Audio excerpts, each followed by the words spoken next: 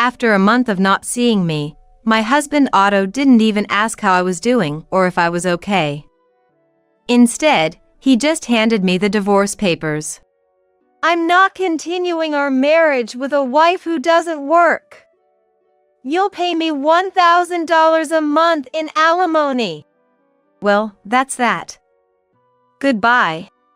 Otto said so with a sleazy grin. And beside him, my childhood friend Maya was clinging to his arm with a similar smirk. "Fine. Here, the divorce papers."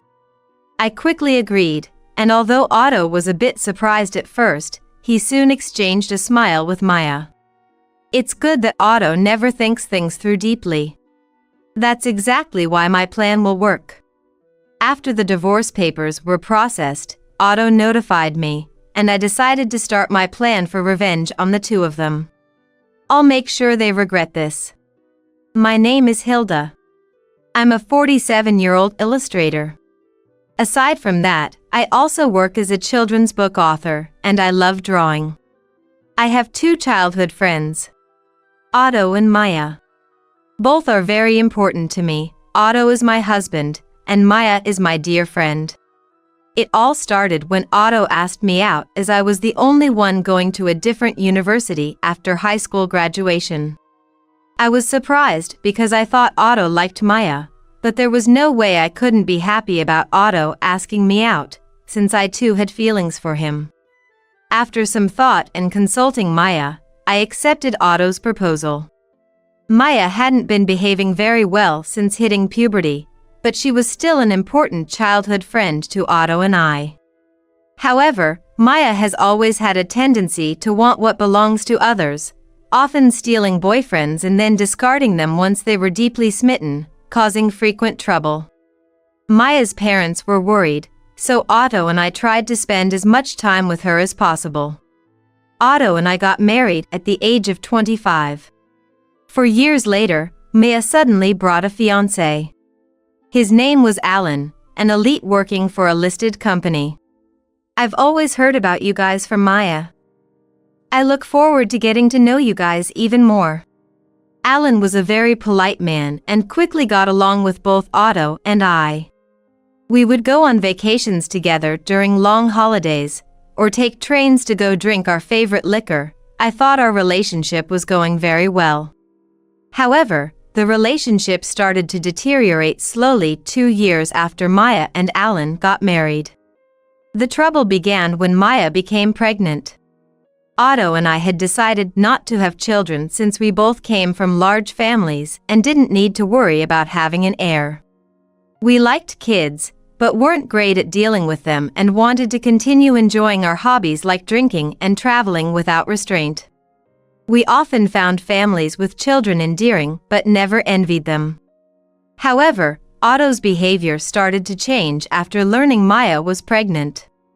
Even though he never quit smoking for health reasons before, he easily stopped when Maya complained about the smell of cigarettes. He even started using his leave to take her to the doctor's appointments, clearly going beyond what childhood friends would do. "Hey, don't you think Alan will mind you spending so much time with Maya? But he's busy working, right? It's heartless to ignore a childhood friend who's pregnant and asking for help. I want to help out too, that's why I'm helping out by buying things and running necessary errands for her. But accompanying her to the gynecologist seems like too much." Otto frowned at my comment, and then glared at me. "Why? Maya wants me to be there. She's anxious about the checkups, and I can't let her go alone." "If she's anxious, Alan should be the one with her.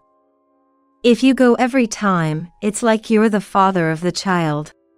"Are you jealous?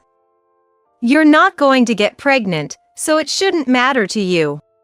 Otto didn't take my complaints seriously and even started to get angry, saying I was nagging. We hardly ever fought during our marriage, but since Maya's pregnancy, our arguments have increased. And after Maya gave birth, Otto spent even more time with Maya and her child, Faye. However, when Faye turned 6, An incident occurred related to Faye's preschool graduation and entrance ceremonies. The day before the graduation, Otto was rummaging through the closet unexpectedly. "What are you doing, Otto? Do you have a meeting tomorrow or something?" Otto's workplace had a casual dress code, except for meetings, for which he wore a suit. For that reason, I always kept a few suits on hand, but they had all been tossed onto the bed. No. I was deciding what to wear for the graduation." "What? You're planning to attend the graduation?" "Yeah, Alan can't make it. Maya asked me to go." "Wait, that's totally inappropriate," I blurted out in a loud voice, causing Otto's face to turn sour. I knew he occasionally picked Faye up from kindergarten, and I had done it too when asked. Still, it's absurd by any standard for a childhood friend, who's not even a real parent, to attend a graduation ceremony. "What, Hilda, you're still doubting me and Maya? I'm disappointed you can't even offer help." "That's not the point, is it? Anyway, I'm going to the graduation tomorrow, so make sure my shirt is ironed." Otto ended the conversation and went to the bedroom, leaving me behind. I reluctantly called Maya. "Hello, Maya? About tomorrow." Sorry about tomorrow. I've asked Otto to go." "But attending the graduation, wouldn't Alan be upset?" "What are you talking about, Hilda?" "Of course, I haven't told Alan the graduation is tomorrow. I'll tell him after it's over." I was shocked to learn that Alan didn't know about the graduation date. Further conversation revealed that Maya hadn't told Alan about any of the kindergarten events and that Otto had been acting as Faye's father there, leaving me dizzy with the sheer audacity. "Wait a minute, Maya, isn't that too much? It's rude to Alan, and even if he's a childhood friend, that's..." "What?" "Oh, come on, Hilda, don't sound so scary anyways. Thanks for lending me Otto." "Wait, Maya!" Maya hung up unilaterally, leaving me trembling with anger. Still, I ended up ironing the shirt, preparing the tie, and watching Otto leave for Faye's graduation the next morning. Since then, Maya and Otto started going out together more frequently, from once a month to once a week, and then to 3 times a week. Eventually, even Alan became suspicious and visited our house alone while Otto and Maya were out. "Sorry to come by so late at night. There's something I'm concerned about." "Is it about Otto and Maya?" "Yes, could you look at this?" Alan showed me the GPS history from Maya's car, showing visits to accommodations 3 times a week. Those days matched when Otto and Maya were out together. And I understood what it meant just by looking at Alan's face. "What do you want to do, Alan?" I want to get revenge on those two." "Me too. I can't forgive them for betraying us after all this time together." We quietly began planning our revenge on the two of them. I started by increasing my income. Due to household chores and taking care of Faye, my income had significantly decreased. Alan switched to working from home. When Maya and Otto went out, Alan would bring Faye to my house, and we would take care of her together. Maya and Otto were completely unaware that we knew about their affair, and we had gathered solid evidence. Just when we had collected enough evidence to start our revenge, we discovered a shocking truth about Faye. After much deliberation, Alan and I agreed that we didn't want to hurt Faye, who was still young, so we decided to postpone our revenge until Faye was an adult. However, after enduring for 10 years, I became ill. I needed long-term hospitalization, and the earliest I could be discharged was in 2 years. Although I could work from my hospital room, I definitely needed to reduce my workload. After informing Alan, I consulted Otto. However, his reaction was no different than if we were making small talk. I guess I'll visit you from time to time. Otto didn't even ask about my condition or the name of my illness, making me realize that he no longer had any affection for me. Indeed, Otto only visited once a month or once every 2 months. After Faye's 15th birthday, there was a noticeable change in Faye's behavior. Faye, who used to visit me daily after my hospitalization, suddenly became distant following the birthday.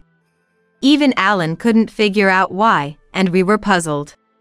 Faye would only say don't worry about it when asked, but the reason came from Otto, who rarely visited. Hey, it's been a while. Indeed. Otto entered without knocking, his appearance more flamboyant than ever. Despite not seeing me for a month, Otto didn't even ask if I was okay or how I was doing. Instead, he just handed me the divorce papers. I'm not continuing our marriage with a wife who doesn't work. You'll pay me $1,000 a month in alimony. Well, that's that. Goodbye. Otto said so with a sleazy grin. And beside him, my childhood friend Maya was clinging to his arm with a similar smirk. Fine. Here, the divorce papers. I quickly agreed, and although Otto was a bit surprised at first, he soon exchanged a smile with Maya. It's good that Otto never thinks things through deeply. That's exactly why my plan will work. After receiving confirmation from Otto that the divorce papers had been processed, I decided to start my plan for revenge. I was determined to make them regret their actions. I immediately took action. First contacting Alan to inform him of my hospital transfer and that a lawyer would now be representing us in all dealings with Otto and Maya. Alan also sprang into action, moving with Faye to be closer to my new hospital and visiting me frequently. Despite Faye's gloomy expression, their daily visits brought me joy. Since most of my belongings had already been moved to my hospital room, I told Otto he could dispose of whatever was left. I didn't want anything they had touched in my new life. Once the transfer and Alan's move were settled, I received a call from Otto. I had missed it by just a few minutes, but my mobile phone already showed 30 missed calls. Reluctantly, I decided to answer. What? Hey, what the heck is going on? Behind Otto's frantic voice, I could hear a troubled real estate agent and Maya yelling, making me feel sick. What are you talking about? I'm talking about the house, of course. Why do we have to move out? Otto was yelling as if it wasn't their fault. I responded calmly. It's obvious. That's my house. Oh. Otto seemed to have completely forgotten, but the truth was, the house we were living in was rented as a workspace when I started earning enough as a freelancer. At the time, I couldn't afford to maintain 2 properties, and Otto didn't earn enough to live on his own. So, he moved into my home office. Otto hadn't even paid the rent or utility bills for that room. While I did receive some money from him as part of our living expenses, it was nowhere near enough to maintain the property. And unfortunately, the lease for that room was already terminated. Since the house was far from where I had transferred, I had processed the cancellation the day after filing the divorce papers. I didn't contact them about the eviction because the real estate agent, aware of the situation, said they would handle it.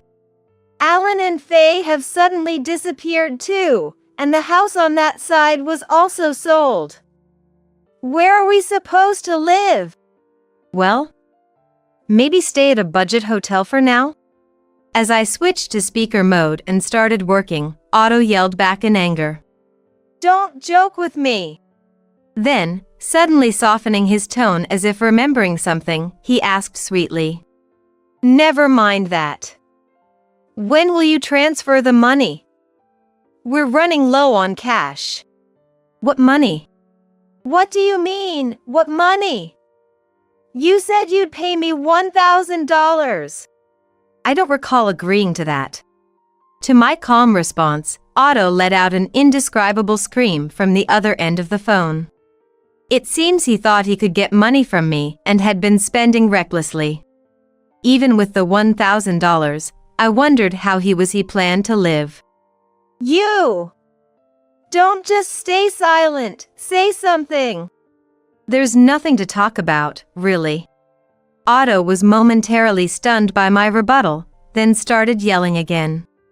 Growing increasingly annoyed, I spoke to Otto as cheerfully as possible.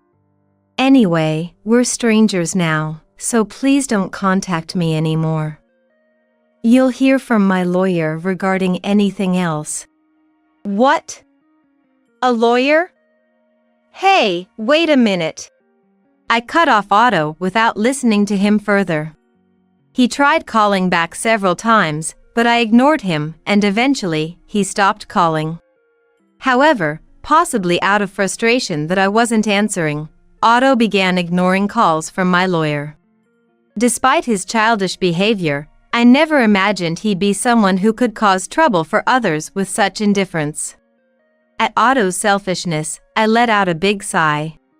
Then, a few months later, having been temporarily discharged, I found myself at Otto's family home. Otto and Maya were there, looking downcast and trembling.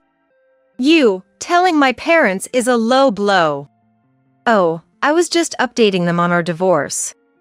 Otto glared at me, but his gaze dropped under the stern look from his father, Melvin. In fact, I had always been very close with my in-laws, visiting and dining with them even when Otto wasn't around. Despite the fondness they showed me, I felt obligated to inform them of the circumstances leading to our divorce when I visited. I've heard everything. Is it true that you're remarrying Maya? Yes, it's true. Maya, Faye, and I are going to start a family together. What are you talking about? Your family is supposed to be Hilda alone. She's no longer my family. Melvin frowned at Otto's words. Otto shook his head several times at Melvin, then handed me a paper. It was a bill from a nearby luxury hotel. What's this? What do you mean, what's this? It's the bill for the hotel we stayed at. Otto, acting as if it was the most natural thing in the world, pointed at the paper he placed on the table, but suddenly collapsed. Ouch! What are you doing, Mom? I didn't raise you to be like this. Even after his mother Courtney's furious reaction, Otto still didn't think he had done nothing wrong. Maya, standing next to him, had the same expression. Auntie, why are you so angry? It's just that the family is changing because he's marrying me. We'll even have a grandchild, a blood-related one. Aren't you happy? Blood-related, don't tell me. Courtney looked at Maya as if she saw something unbelievable, then turned to me. My in-laws understood and respected my choice not to have children, and they cherished me like their own daughter. Of course, they also cared for Maya as a childhood friend, but there was always a difference between the treatment of a son's wife and a friend. I remember Maya often seemed dissatisfied with that. Therefore, I could assert that Courtney would not be pleased with the situation, and Maya should know it too. Auntie, you've always adored Faye. You should be happy she's becoming your grandchild. I cared for her because she's the child of someone I've known since they were little. What? But Otto's blood runs in her veins too, you know. Despite everything Courtney had said, Maya's attitude of not understanding what was wrong with her own actions gave me the chills. At that moment, someone who had been silent until now began to speak. Enough already. It's disgusting. What? Faye? Faye, who had been playing with his mobile phone in the corner, said this to Maya without looking up from their screen. The room fell silent at this unexpected declaration. My father is only Alan. Whether or not we're blood-related, it's only Alan. But, look, Otto was the one who came to the events and I heard everything from Dad. how he was always told the date after the event was over, and eventually, the events themselves were hidden from him. Still, Dad said I was his daughter. So, I am Dad's daughter, and I'll never be your daughter. Faye said this glaring at Maya. Then, sitting beside me, Faye's demeanor changed, becoming more inquisitive as they spoke to me. You know, when I found out about this, I was worried Hilda would start to dislike me. But Dad told me that wouldn't be the case, so that's why I came here today. Faye, I love you so much. You were so kind to visit me every day. It really meant the world to me. Hilda.